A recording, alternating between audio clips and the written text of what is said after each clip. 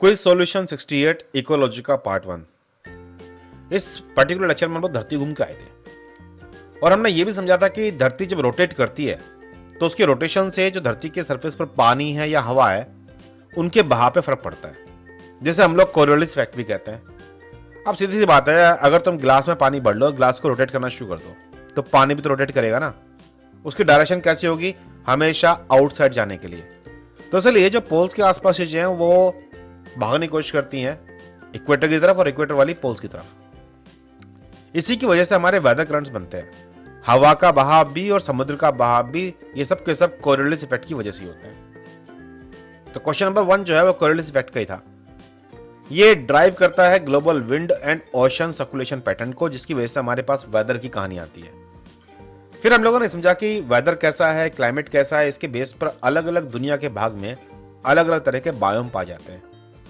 Biome बड़े ecological Jones हैं जहां जमीन, प्राणी, हवा, टेम्परेचर, मॉइस्चर, ये सब मिलाकर के हम कहते हैं कंडीशन कैसी है। इसी के बेस पर हमारे ट्रॉपिकल रेन फॉरेस्ट हैं तो टेम्परेट डेसिडुअस फॉरेस्ट है, या टेम्परेट एवरग्रीन या डेजर्ट। हम लोगों ने यही पाया कि धरती का जो ये टिल्ट है जो कि लगभग 23.5 डिग्री के आसपास है, इसी की वजह से दोनों हेमिस्फीयर में एक जैसा मौसम नहीं रहता। सूरज की रोशनी किस हेमिस्फीयर में ज्यादा पड़ रही है, इसके बेस पर एक तरफ गर्मी तो एक तरफ सर्दी होती है, और धरती रोटेट कर रही है सूरज के चारों तरफ भी, और इसी के लिए सीजनलिटी भी जिम्मेदार होती है। बायोम ये लार्ज इकोलॉजिकल यूनिट है जिसमें क्लाइमेट की बात भी करते हैं, ज्योग्राफिकल एट्रीब्यूट्स की बात करते हैं और कैरेक्टरिस्टिक्स की बात भी करते हैं। ये लार्ज इकोलॉजिकल यूनिट केवल डोमिनेंट एनिमल्स की बात नहीं है, केवल क्लाइमेटिक कैरेक्टर की बात नहीं है, केवल नंबर ऑफ ऑर्डिनरी ये कुछ भी नहीं है।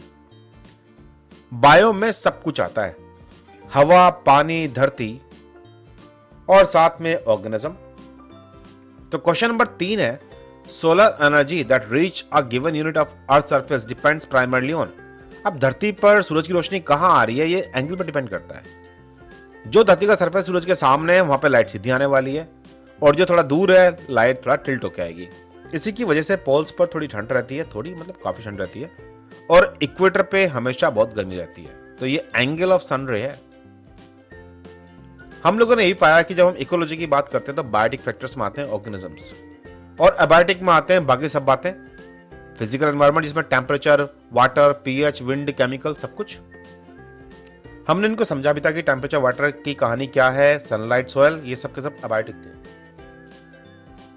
All the non living part of ecosystems are referred to as abiotic factors.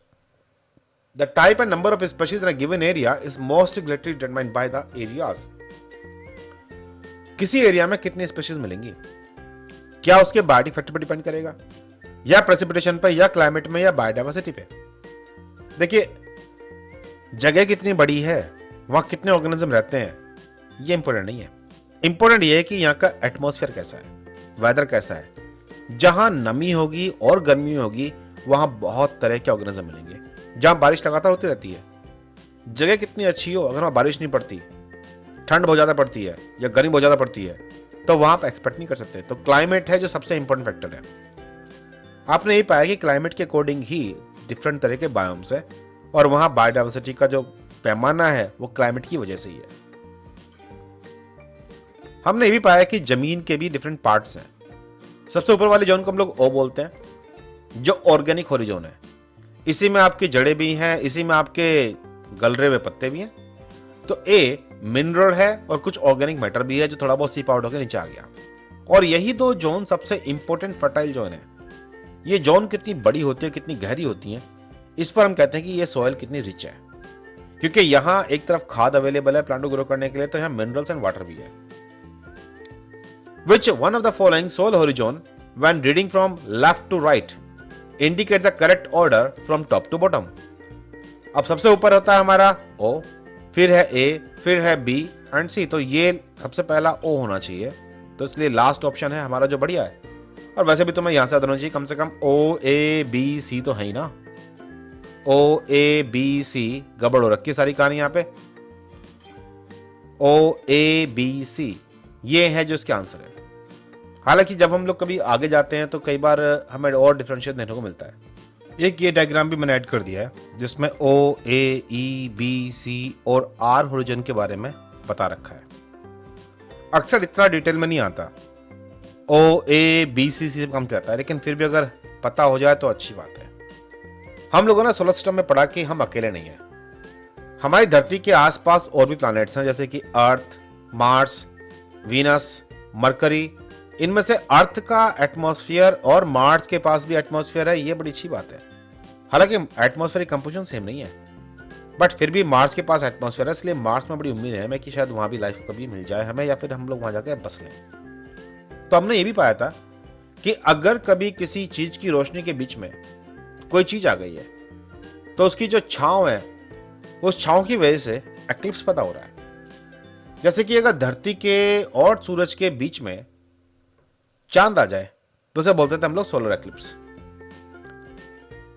Which of the planet other than earth has an atmosphere and season? Uranus, Venus, Mars, Jupiter. तो Mars एकमात्र ऐसा है जहां पे मुझे सीजन भी देखने को मिलते हैं और साथ में एटमॉस्फेयर भी है। हालांकि कंडीशन इतनी अच्छी नहीं है, वहां पे हमने कोई अभी तक लाइफ फॉर्म देखी नहीं है। An eclipse is defined as an astronomical event that occurs when an celestial object moves, another partially or fully obscuring it from the view. बस जब भी कभी कोई चीज किसी की शैडो में एंटर कर जाए, शैडो के अंदर, तब मुझे वो एक्लिप्स वाली कहानी देखने को मिलती है।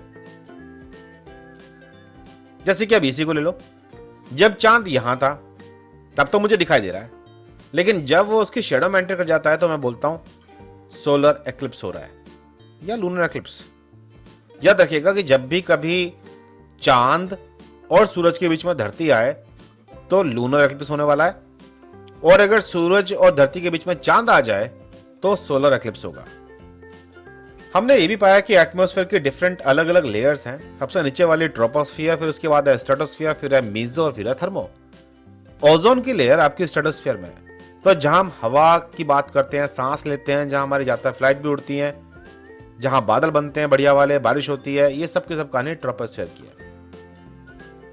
The moon move into the shadow of the earth. अब धरती की शैडो पीछे है, नो डाउट सन इधर होगा और मून उसके पीछे घुसने वाला है। This eventually block the view of moon from the earth, और इसी को हम बोलते हैं लूनर एक्लिप्स। सोलर के अंदर क्या होना था कि चांद को बीच में आना था, और जो रोशनी आ रही है उसको कहीं धरती पर किसी पॉइंट पर वो जाने नहीं देता। क्वेश्चन नंबर 10 है विच what is the second atmospheric layer from the ground? तो सबसे नीचे की जो थी वो थी ट्रोपोस्फियर, और उसके बाद थी आपकी स्ट्रेटोस्फियर। ये कभी कभी बड़े काम आ जाती है इंफॉर्मेशन, खासतौर से ओजोन लेयर की पोजीशन को लेकर के, या आपकी जो मोस्ट ऑफ द एटमॉस्फेयर है उसकी बात को लेकर के। यहां यह भी ध्यान रखना कि टेम्परेचर शुरुआत में घटता है फिर ऊपर बढ़ता है। टेम्परेचर हमेशा ऊपर नीचे फ्लक्चुएट होता रहता है। धरती से बाहर निकल जाए तो टेम्परेचर कई बार बहुत ज्यादा भी होता है। इन सारी कहानियों से हम लोगों ने समझा था कि क्या क्या फैक्टर्स थे जो धरती के एटमॉस्फेयर को गवर्न कर रहे हैं, और इसी के बाद हमने लाइफ की बात करनी शुरू की थी कि डाइवर्सिटी कहां कैसी मिलती है। यहां जो भी आप पढ़ रहे हो, इन बातों को आप रिवीजन की तरह मानोगे, आप मानोगे और इसके आसपास के इंफॉर्मेशन को याद भी करोगे अपनी पीपीटीज देख करके और अपने लेक्चर देख करके, क्योंकि यही वो बातें हैं जिनके आसपास से कहीं क्वेश्चनों में इंफॉर्मेशन आती है, या यहाँ सीखी हुई इंफॉर्मेशन की वजह से दूसरी इंफॉर्मेशन आप सॉल्व कर पाते हो। Thank you.